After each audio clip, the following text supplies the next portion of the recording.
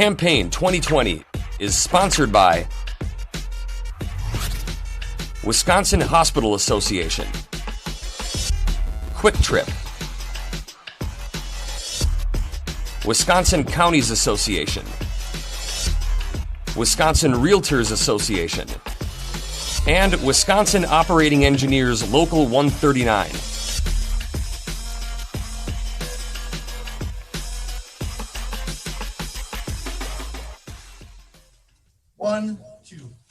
Congressman Tom Tiffany of Hazelhurst is a Republican seeking re-election in the 7th Congressional District. Tom, welcome back to WisconsinEye. Yeah, good morning, Steve. It's really good to be here. Thank you. I'm going to ask you the same question that I did Congressman Pocan and Congressman Grothman. What's at stake in the November 3 presidential election, Congressman? Every election, every 2 years is a big election. This is really a big one.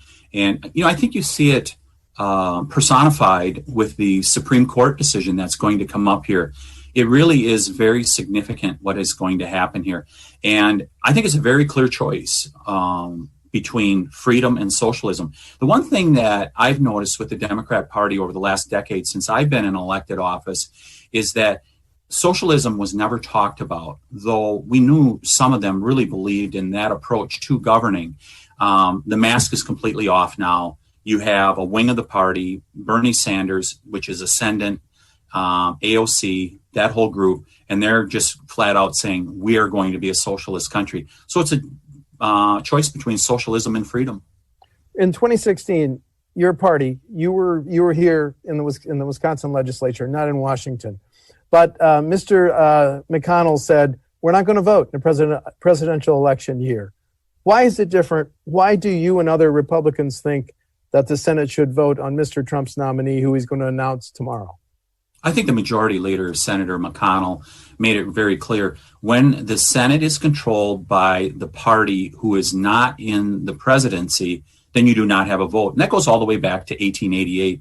Senator McConnell is actually being consistent about this, but it's clear the president has the authority, the constitutional authority, to name who a Supreme Court justice will be, and then the Senate has the right to, or they have the duty of advice and consent. And that's what they're going to follow here. And you have a Senate that is more Republican than it was a couple years ago.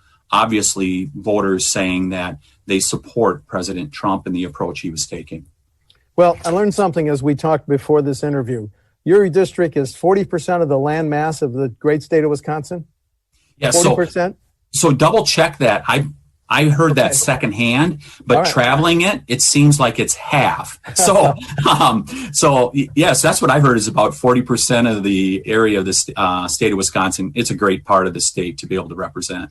Well, it's huge, but here's my question. How has COVID-19 affected the 7th Congressional District, Congressman? Well, as you know, Steve, it has not had the same impact in terms of the number of people that are sick and the percentage of people that are sick up in this area. As I like to tell people, we live life social distancing up here. It's part of the reason I live in northern Wisconsin, because I've always wanted to be socially distanced. And so it hasn't had as much impact. Talk to the hospitals. They've had some cases in the intensive care units. Not a lot. They've not been overwhelmed at any period of time. And there's just been far fewer cases up here than there have been in other parts of the state. And I think you see that reflected. I mean, when I traveled around this summer, northern Wisconsin was largely open, much different than in Milwaukee County or Dane County. There was a much different approach. And I know there's a lot of businesses here in northern Wisconsin had one of the best summers ever. Well, you must not be a fan of the governor's new edict for statewide face masks, correct? Yeah, he should negotiate rather than dictate. Okay. Let's turn to negotiations in Washington on the next CARES aid package. What could you support realistically? First of all, it has to be targeted. It has to be targeted to those industries, those business sectors that are hurt the most at this point. And I think about the hospitality business. Think about restaurants, hotels. I mean, hotels are just being devastated through this whole period where they're virtually empty. I think that hospitality side of things, we should perhaps lend some help there. I suspect the airlines are probably going to need some help also. So, but we should target it to that rather than taking Speaker Pelosi's route, where she's been throwing in all kinds of stuff. The Green New Deal, she's been putting in opening up the borders. This whole socialist, liberal wish list she's been throwing into the bills that she's been shepherding through the House of Representatives. Make it more targeted. And the most important thing, Steve, there should be liability protections. And I say that not just for businesses, but I'm hearing from schools and hospitals. School administrators are telling me this is very important for them to have those liability protections. Well, is there any specific provision for the 7th CD that must be in the next CARES packet? Something just pertaining to your district, sir? Well, we've been able to make an impact in regards to agriculture for a couple different types of growers up here, where we've been able to have an impact and be able to get them additional aid. The Trump administration has done a good job with dairy, beef, and some of the other agricultural commodities. But I think the most important thing, the thing that I'm hearing most importantly, is the hospitality sector. Okay. That really needs help at this point. But, I'd go back to the point I made just a minute ago, Steve. Those liability protections are so important across the United States, across Wisconsin. That really is the most important thing we can do. Because if I can extend that point a little bit, you think about these people that are running schools, running hospitals, running businesses. They're getting changing information every day. So they're not sure what they need to be protected from. So it's going to be easy to second guess a year from now, 2 years from now, did they make the right decisions? And that's why those liability protections, there at least needs to be some to be able to protect them from those Monday morning quarterbacks a year or two from now. Central Wisconsin's role as a #1 producer of ginseng. Has the ginseng industry been hurt badly by the tariffs, and is it starting to come back? What are you hearing from what is a very lucrative industry in central Wisconsin? Yeah, they've been battered, Steve. It really has been tough for the ginseng growers. And that's one of the groups that we've really went to bat for in regards to the coronavirus food assistance program. We've really went to bat for them. We're hoping that we're going to see some relief for them in the near future. Well, the next CARES package, let's get into the debate over whether there should be an additional, and well, it's no longer an extension, the 600 weekly additional benefit. Should there be an additional weekly benefit? Should it be 600, 400, 300? How long should it last? What's your position on what had been, up until July 25, the additional 600 per week, sir? Yeah, so in regards to the $600, so think about, in the state of Wisconsin, you get for unemployment the equivalent of about $9.25 an hour. The maximum benefit is $370. Yeah, excuse me. Yeah, when you add the $600, that's another $15 an hour. A person was making $24.25 an hour, not working. So let's take a couple. You had an instance. You could have an instance where a couple was making $100,000 a year, not working. It was clearly a disincentive to go back to work. We need to get people back working. We need to get our economy rolling once again. It's one of the best ways in which we can fend off this virus is to make sure that we have a robust and growing economy. So as far as a dollar amount, I wouldn't rule out perhaps a lower number, but the most important thing that we can do is just get people back to work so they don't need unemployment. I mean, that's what we did in Wisconsin when I was serving in the legislature, is we said, let's stop all the programs that are a disincentive to work, and let's incentivize people to work. Let's incentivize businesses to hire people. That's what we need to do at the federal level now also. Do you support the moratoriums on evictions and foreclosures? Perhaps temporarily, but for very short term, because we're actually going to cause problems if this continues. Or let me back up just a second here. Having the eviction moratoriums and foreclosure moratoriums will ultimately hurt the very people that people are claiming to help, because you're going to see landlords and others just shut down. So the most important thing we can do is just get our economy back up and working so people can pay their rent, that they can pay their mortgages. That's the best thing that we can do. Part of what the president threw out once is a forgiving federal payroll taxes through the end of the year. But you and I are seeing ads run by Democrats saying that would force Social Security to be bankrupt by 2023. What's your position on the idea that the president floated to get rid of federal payroll taxes through the end of 2020? Yeah, I thought that's one of the avenues that should have been looked at originally, because it would have continued to be an incentive for people to stay at work, and by putting more money in their paychecks.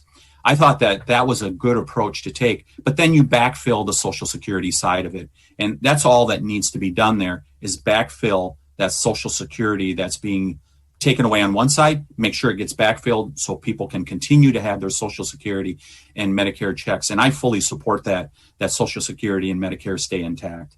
But if you backfill Social Security, that would be a change from decades of taking money from the Social Security fund and diverting it to other programs, right, sir? Social Security has a long history of being abused. There's no doubt about it. And that's something I'm hopeful as we go forward in the Republicans' commitment to America that we rolled out just last week. We talk about that. Let's build a bipartisan solution for Social Security and Medicare. It's time that we do that so it can be protected into the future. As Washington passes CARES package because of the COVID-19 pandemic, do we need to set aside the debate over potentially raising the federal debt from 23 to as much as 27 trillion with a T? So I think the raising the debt has been set aside over the last number of months. We need to be thinking carefully about this and how much to spend. It's part of the reason why I voted against Speaker Pelosi's $3 trillion bill that was passed over a month ago. I voted against that bill because it should be much more targeted. I believe we can get that number under $1 trillion.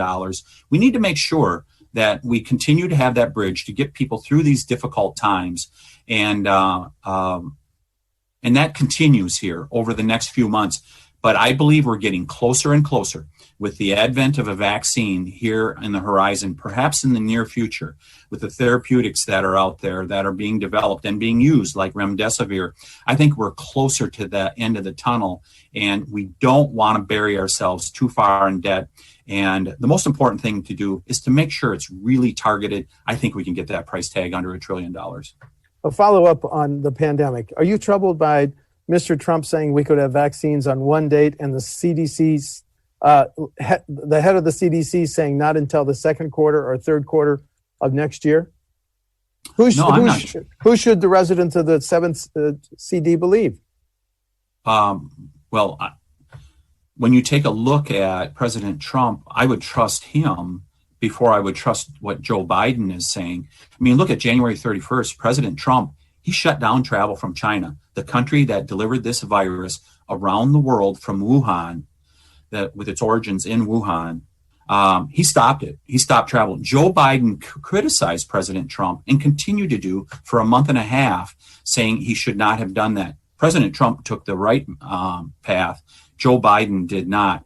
I think President Trump has been, I think he's done a good job of mustering the forces to make sure that we can deal with this pandemic. And we're hearing that with the stage, there are 4 companies now that are in stage 3 of a vaccine. It's possible by the end of the year. Perhaps that doesn't happen, but it's possible by the end of the year. This is really happening at warp speed. And it's a great thing to see. It's American innovation and ingenuity at work. And they're doing everything possible in the Trump administration to protect the people of the United States. President Trump wants the Justice Ginsburg replacement on the bench by November 3 election day. Here's my question. A few days after November 3, the court is going to hear the challenge to the Obamacare. If a court majority strikes down Obamacare, the ACA, what is your plan B? Plan B is for Congress to act and to make sure people are covered, make sure people, first of all, are covered for their pre-existing conditions. I suspect you remember back in 2009 when Obamacare was passed, it wiped out our high-risk pool here in Wisconsin, referred to as Hearst. 80,000 people got their health care from that, and we were able to take those high-risk people out of the pool lowering the cost of insurance for other people. That was wiped out by Obamacare. That's the first thing that needs to be brought back. I believe the federal government can assist in doing that, but give control to the states to be able to take those high-risk people out of the pool, lowering the cost of insurance for other people, but making sure those with pre-existing conditions are covered. That's the first thing that I would look at doing. I want to respect your time, so only about 3 more questions. The national debate over policing reform, which has landed on our front door with Kenosha. Yeah. What, if any, national policing reforms do you think should be enacted, sir? I think Congress could, and it's part of our commitment to America, is we can put additional money into policing here in the United States, including putting in more body cameras. I think we're proposing something like 50,000 more body cameras for police to make sure that we have accurate data showing what happens when there is a confrontation. And we're seeing that play out, where it's important to see all sides of the issue, and it's important to see what actually happened at these scenes of the crime. And so that's one place that we could start. But this whole thing about blaming police for everything that's going on, are there some police that are bad actors? Absolutely. I've seen it in my neck of the woods. But what happened is locally elected officials took care of those bad actors. The main problem we have right now is we have mayors who are not dealing with the bad actors that they have, and there's only a few of them, but they need to deal with them because it creates a problem for the rest of the police force. But our police deserve our respect, and they deserve the funding to allow them to be able to do their jobs, because lawlessness cannot continue here in America the way we've seen it over the last few months. Other major issues have put on the back burner the immigration issue. Do you still support building the wall? Question 1. And number 2, what do you tell young adults who came here under DACA, please? Working backwards there, in regards to DACA, I believe President Trump, if Speaker Pelosi would sit down and work with President Trump, I believe they could get to a resolution. President Trump is good at finding solutions. Look at USMCA, the Mexico-Canada trade agreement that replaced NAFTA. He's good at doing stuff like that. Speaker Pelosi should sit down and genuinely talk to him about dealing with those DACA kids. In regards to the wall, I was down there. First trip that I took in early June after having been sworn in, and that wall is needed. But what's also needed in talking to the Border Patrol and sheriffs down in those local counties, I was in Arizona, is they need additional assets to be able to augment what they're doing with the wall. They'll tell you the wall is important, but we need other assets also to make sure that we can prevent the continued illegal immigration that's going on. But also the thing that I saw that was more interesting, or as interesting, is the flow of drugs and also the human trafficking that is going on.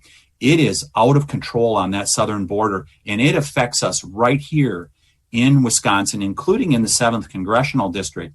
In fact, I'm having a sheriff from Arizona come up here and do a couple roundtables with my law enforcement up here, because we're going to talk about that and how important it is to be able to get control of the border, because it affects all of us in the United States. If you're reelected, top priority in the next Congress? So I got on a couple committees here, Judiciary and Science-Based Technology. I'd really like to get on natural resources. We've done a lot of work in regards to natural resources. The thing I'm most pleased as far as the first couple months being in office, we got our staff up and running immediately. We are there to take care of constituents' concerns, which, as you know, is the most important thing that we do. Social Security, veterans benefits, all those issues that people need help with the federal government. We are up and running. We have been since the 1st of June. That's the first priority. And then after that, I really want to dig into a variety of issues all over the district, including, like we recently did up in Superior, working to get more contracts, federal contracts, for private shipyards up in the Twin Ports. Here's an issue that you've been involved with as a state legislator. The DNR just said there may be 13% more wolves in Wisconsin. Are you going to attack that from the federal level? Well, I don't know if you saw, but I recently introduced a bill to delist the wolf, Michigan, Minnesota, and Wisconsin. Very important that that be done. We need to return control to the state managing wildlife, just like we do with other wildlife populations. It's time to delist the wolf. It is a priority of mine. And final question, differences between you and your opponent on the 3rd of November. The differences between me and my opponent, we saw it in the with this being a rematch. She's a member of the ACLU. They've openly advocated during this pandemic letting prisoners out of prison. She sided with she was protesting law enforcement long before it became popular here in 2020. When it comes to law and order, protecting people's security and safety, socialism versus free enterprise system, there's a clear choice. I side on the side of freedom and liberty and protecting people's safety and security. Congressman Tom Tiffany of Hazelhurst is a Republican seeking re-election in the 7th Congressional District. Tom, thanks very much for talking to WisconsinEye. It's good to be here, Steve. Tom, you've been there 2 months. Is it really a swamp, or is that an unfair term? Washington. Yes, Washington is a swamp. It definitely needs reform. It's almost a country unto its own at this point, and it is not responsive to the citizens out here in the heartland. Thank you, sir. Campaign 2020 is sponsored by Wisconsin Hospital Association, Quick Trip, Wisconsin Counties Association, Wisconsin Realtors Association, and Wisconsin Operating Engineers Local 139.